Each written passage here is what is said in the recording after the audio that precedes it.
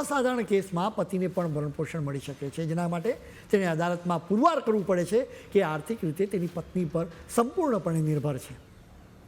મધ્યપ્રદેશના એક કેસમાં ખરેખર પતિને ભરણપોષણ ચૂકવવામાં આવ્યું હતું.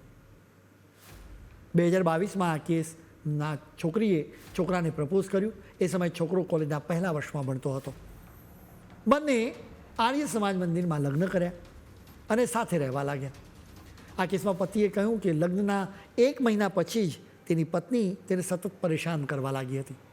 આખરે પતિ પત્નીથી દૂર થઈ ગયો. તે ઉજ્જૈનમાં તેના માતા પિતાના ઘરે રહેવા લાગ્યો. મામલો અદાલતમાં પહોંચ્યો, જ્યાં પતિએ દલીલ કરી કે તેની પત્ની બ્યુટી પાર્લર ચલાવે છે. પતિએ એમ પણ કહ્યું કે તે તો હજી ભણે છે, તેની પાસે કોઈ કામ ધંધો નથી. અદાલતે દલીલો સાંભળ્યા બાદ પતિને દર મહિને 5,000 રૂપિયાનું ભરણપોષણ આપવા માટે પત્નીને આદેશ આપ્યો.